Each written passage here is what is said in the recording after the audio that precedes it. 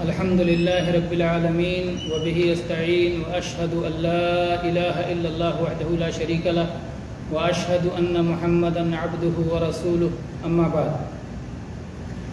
بقرعید کی چھٹیوں کے بعد یہ پہلا پروگرام ہے اور ظاہر ہے کہ ایسے مواقع پر حاضری ذرا مشکل ہوتی ہے. بہت سارے لوگوں کے پروگرام چھٹیوں سے جڑے ہوتے ہیں تو وہ اپنے پروگرام بڑھا لیتے ہیں، اس میں مشغول ہو جاتے ہیں. جیسے کچھ لوگ ٹھنڈے علاقے میں نکل گئے ابہا وغیرہ کی طرف، تو وہاں ٹھنڈیوں کے مزے لے رہے ہیں. ابھی تک بعض ساتھی کچھ اپنی ضروریات میں نکل گئے ہیں. بہرحال اس کے باوجود جن لوگوں نے درس کی اہمیت کو سمجھا اور اپنے پروگرام کا ایک حصہ بنا رکھا ہے کہ انشاءاللہ ہم اللہ کے دین کو سیکھنے کے لیے اور ذکر کی مجلس میں حاضری کے لیے انشاءاللہ جائیں گے، تو اللہ نے توفیق بخشی اور آسانی فرمائی اور پہنچے الحمدللہ. اللہ مزید توفیق سے نوازے. اور آج ایک سوال کا جواب دینے کا ارادہ میرا ہے کہ آج کے پروگرام میں اس سوال کا جواب ہونا چاہیے. ہم نے قربانی کر لی یا قربانی کرنے والوں نے قربانی کر لی اور حج کرنے والوں نے حج کر لیا، کیسے معلوم ہو کہ ہماری قربانی قبول ہو گئی؟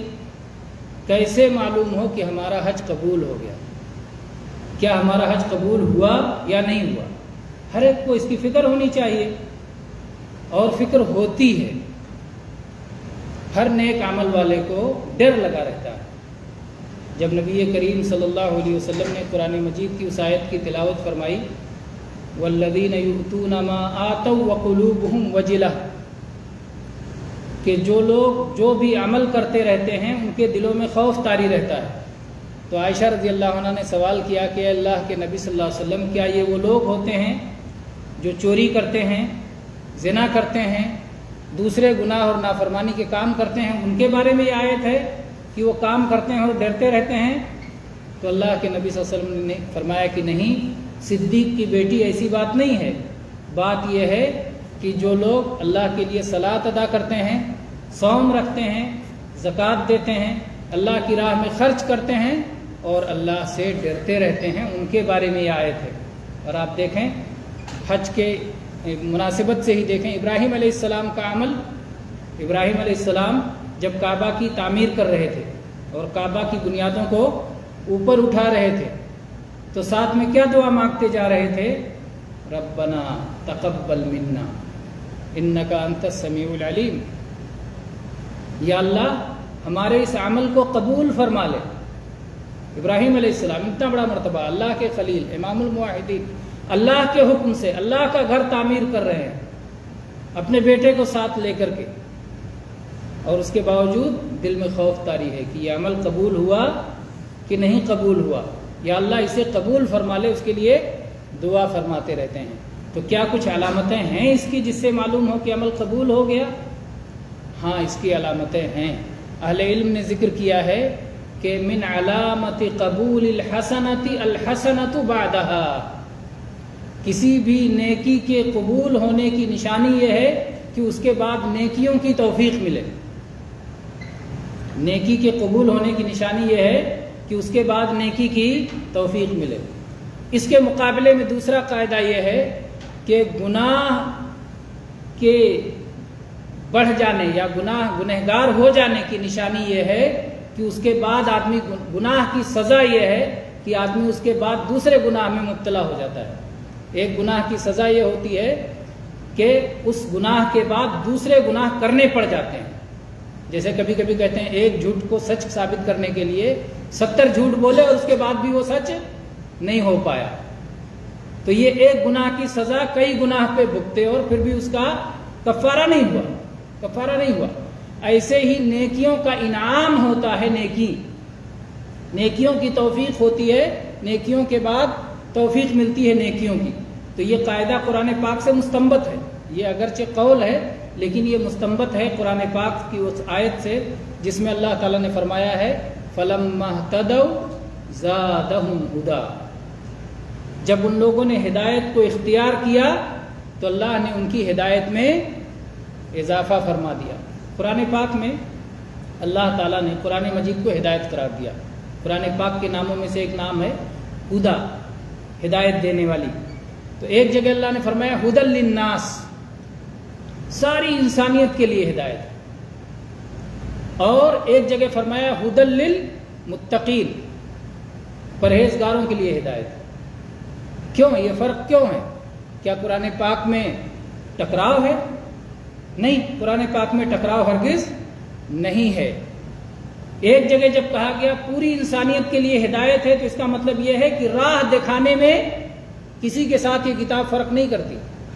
جو بھی راہ دیکھنا چاہے، سچی راہ، سیدھی راہ، صراط مستقیم کو بتلا دیا گیا ہے، دکھا دیا گیا ہے، کھول کھول کے واضح کر دیا گیا ہے، دلائل واضح کر دیے گئے ہیں۔ لِيَهْلِكَ مَنْ هَلَكَ عَنْ بَيِّنَةٍ وَيَحْيَىٰ مَنْ حَيَّ عَنْ بَيِّنَةٍ، تاکہ جسے برباد ہونا ہے دلیل کے بعد برباد ہو، ہلاک ہو، تباہ ہو، اور جسے زندہ رہنا ہے، جینا ہے تو دلیل کے ساتھ جیے۔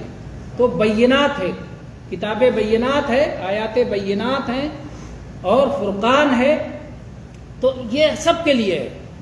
کوئی کہے کہ یہ کتاب پڑھ کر کے اسے راستہ نہیں سمجھ میں آیا ہے تو اس کی بات صحیح نہیں ہے۔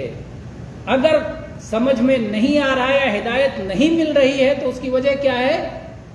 تقویٰ نہیں ہے، ہدی للمتقین ہے۔ اصل یہ اس کی ہدایت سے جو فائدہ اٹھاتے ہیں، اس کی ہدایت سے جو نفع اٹھاتے ہیں، اس ہدایت کی برکتیں جن کو حاصل ہوتی ہیں، اس ہدایت کی سعادت جن کو نصیب ہوتی ہے، اس ہدایت کے لیے خوش نصیب جو افراد ہیں وہ کیا ہیں؟ متقین، جو جنہیں بچاؤ کی فکر ہوتی ہے۔ تقویٰ کیا ہے؟ پرہیزگاری۔ پرہیز کس کو کہتے ہیں؟ آدمی پرہیز کیوں کرتا ہے؟ پرہیز کرتا ہے تاکہ آگے کوئی مصیبت نہ آ جائے، اسی لیے پرہیز کرتا ہے نا۔ اس کام سے پرہیز کرو کیونکہ پرہیز نہیں کرو گے تو آگے یہ مصیبت آئے گی، اس سے پرہیز کرو تاکہ اس سے مصیبت آئے گی۔ تو اسی سے ہے تقویٰ، پرہیزگاری۔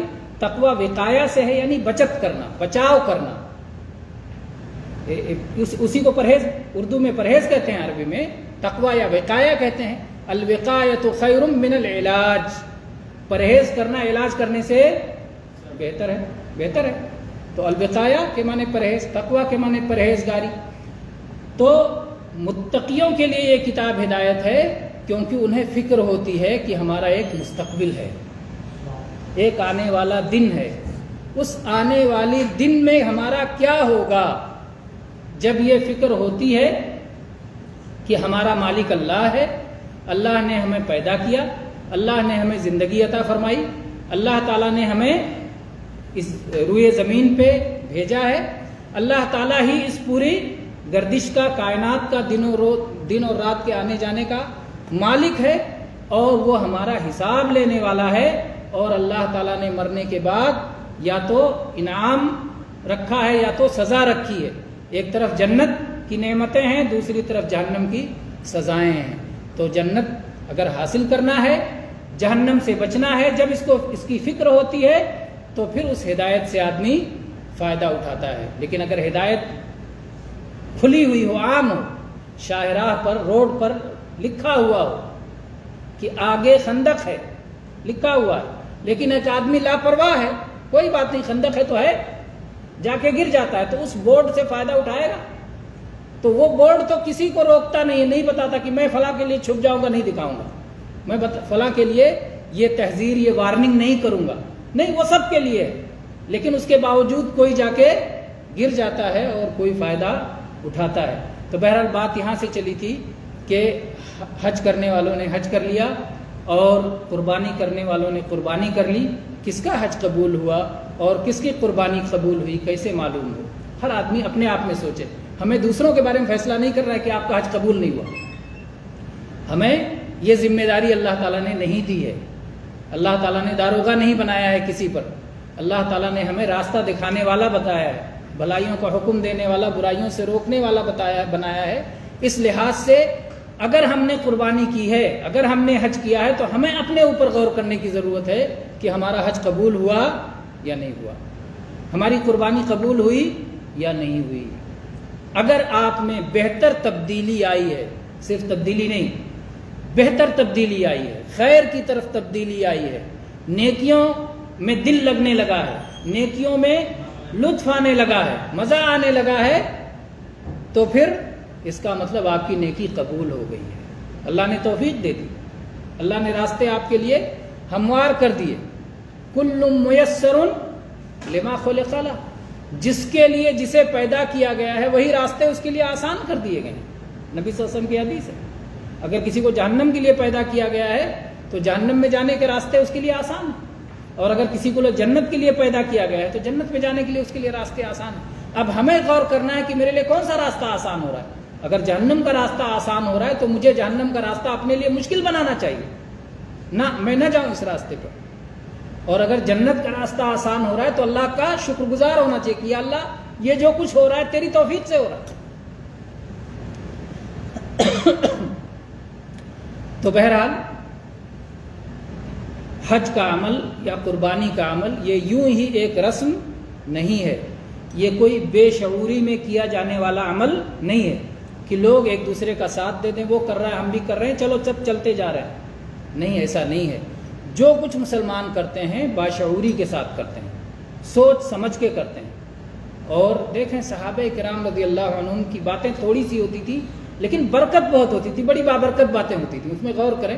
عمر رضی اللہ عنہ نے حجر اسود کو بوسہ دیا اور بوسہ دیتے ہوئے کیا فرمایا؟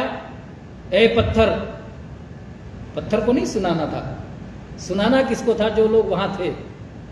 تو کبھی کبھی ہم جس کو مخاطب کرتے ہیں اسے سنانا نہیں ہوتا، اس لیے کوئی کہے کہ یہ تو غیر اللہ کو پکار رہے ہیں، یہ بات کرنے کا ایک طریقہ ہے۔ اگر کہا یہ پتھر تو اس کو پکارا جا رہا ہے، ایسا نہیں ہے۔ کبھی کبھی آدمی سمندر کے سامنے کھڑے ہو کے کہتا ہے اے سمندر تو کتنا کشادہ ہے، کتنا بڑا ہے، کتنا گہرا ہے، اس کو کہنا نہیں مقصود ہوتا، اپنے جذبات کا اظہار مقصود ہوتا ہے۔ یہ زبان کا ایک طرز ہے، بات کرنے کی ایک کلا ہے، ہنر ہے، ادا ہے، جو بھی آپ کہہ لیں۔ تو بہرحال مخاطب کر کے کہا یا حجر انی لاعلم انک حجر لا تنفع ولا تضر ولولا انی رأیت رسول اللہ صلی اللہ علیہ وسلم قبلک ما قبلت۔ اے پتھر، مجھے یقینی طور پر معلوم ہے کہ تیرے اندر نفع نقصان کی کوئی طاقت نہیں ہے، اور اگر میں نے رسول اکرم صلی اللہ علیہ وسلم کو دیکھا نہ ہوتا کہ وہ تجھے بوسہ دے رہے ہیں تو آج میں تجھے بوسہ نہیں دیتا۔ توحید بھی بیان کر دیا، سنت بھی بیان کر دی۔ توحید بیان کر دیا کہ اگر ہم حجر اسود کو بوسہ لے رہے ہیں تو یہ عقیدہ ہرگز نہیں ہے کہ اس میں نفع نقصان کی کوئی طاقت ہے۔ ہمارا عقیدہ کیا ہے کہ نفع نقصان کی طاقت صرف اللہ کے ہاتھ میں ہے۔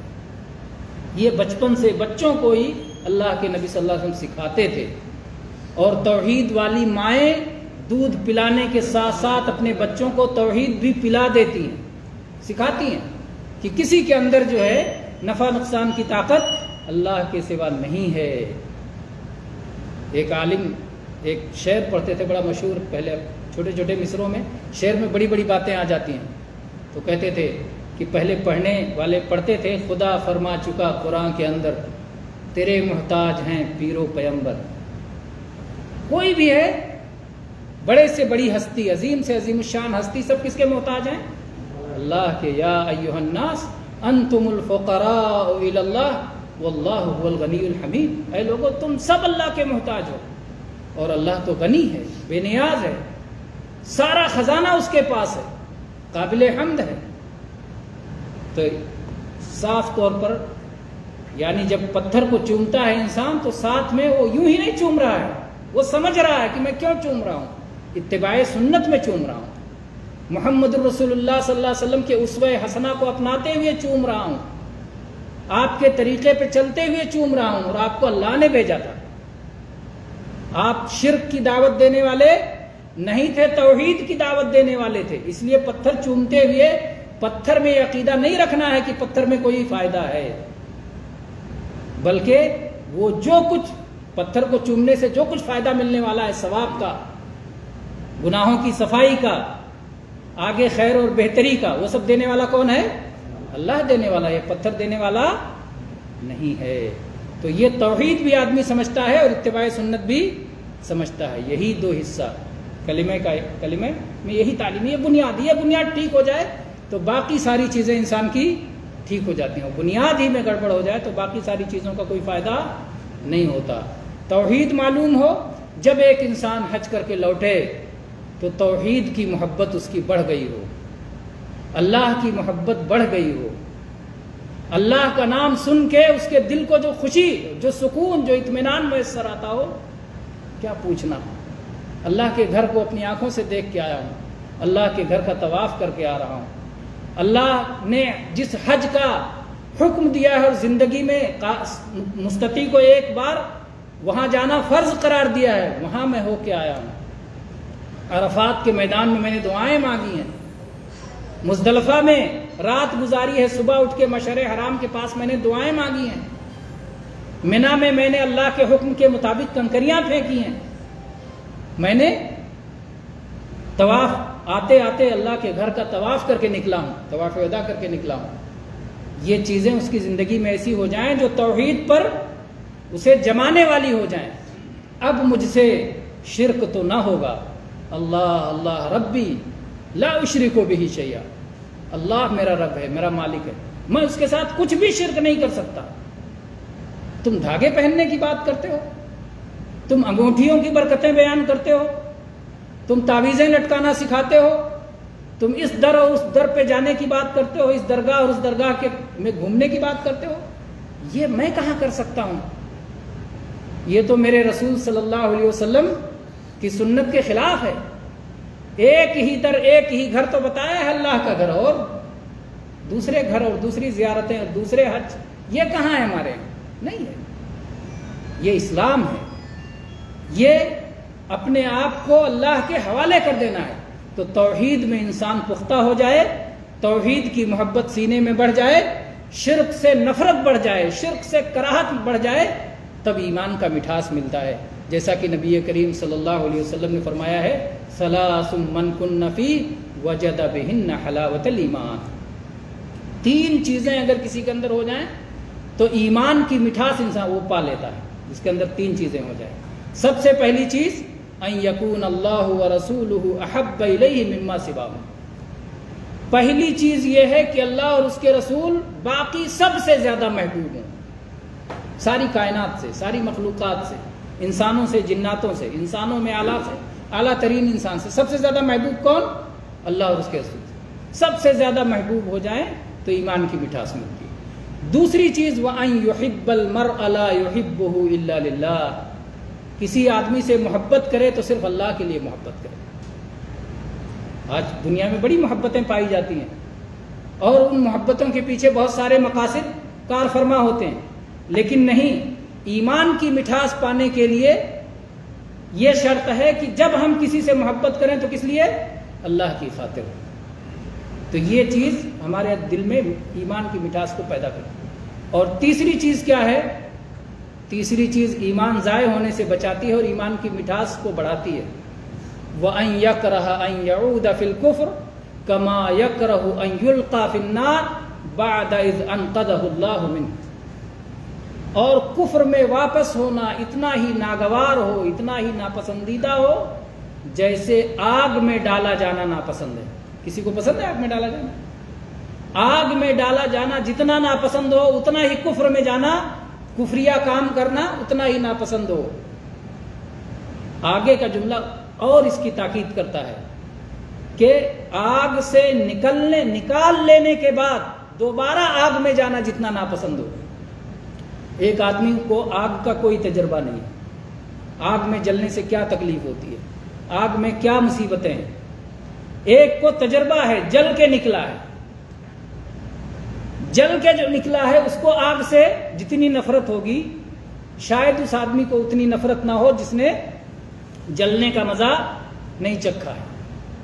تو جلنے کے بعد اللہ نے بچا لیا آگ سے، اتنی نفرت جب کفر سے ہوگی تب ایمان کا مزہ ملے گا، ایمان کا مزہ ملے گا. یہ بہت بڑی بات ہے بھائی. تو جب حج سے آدمی لوٹ کے آئے تو حج کی بنیادوں میں سے سب سے بنیادی چیز کہ توحید کی محبت بڑھ جائے اور شرک سے نفرت بڑھ جائے، جس کا نعرہ وہ بار بار لگاتا رہا ہے، لبیک اللہم لبیک لبیک لا شریک لک ان الحمد والنعمت لک والملک لا شریک لک، جس کی توحید کے نغمے گائے ہیں اور جس سے شرک سے برات کا اعلان کیا ہے بار بار، وہ بڑھ جائے انسان کی زندگی میں، توحید کی محبت بڑھ جائے اور شرک کی نفرت بڑھ جائے، تو اس کا مطلب اس کا حج قبول ہو گیا، اس کی قربانی قبول ہو گئی۔ قربانی بھی یہی ہے۔ قربانی میں کیا پڑھتے ہیں؟ ان صلاتی و نسکی و محیایا و مماتی للہ رب العالمین لا شریک لہ وبذالک امرت وانا اول المسلمین یا وانا من المسلمین، چاہے ایسا پڑھ لیں چاہے ایسا پڑھ لیں، دونوں طرح کی روایت ہے۔ قرآن پاک میں وانا اول المسلمین ہے، ہاں میں پہلے نمبر کا مسلمان ہوں۔ اول المسلمین مطلب اللہ کا حکم ہوگا تو سب سے پہلے میں مانوں گا، اگرچہ کوئی اور آگے بڑھ جائے، لیکن میرا جذبہ کیا ہے؟ سب سے پہلے میں مانوں گا، اول المسلمین، یہ ہے اس کا معنی۔ تو قربانی میں بھی یہ آدمی کہتا ہے کہ میری صلات، میری قربانی، میرا مرنا، میرا جینا سب کچھ اللہ کے لیے۔ تو حج کے قبول ہونے کی نشانی اور قربانی کے قبول ہونے کی نشانی کیا ہے؟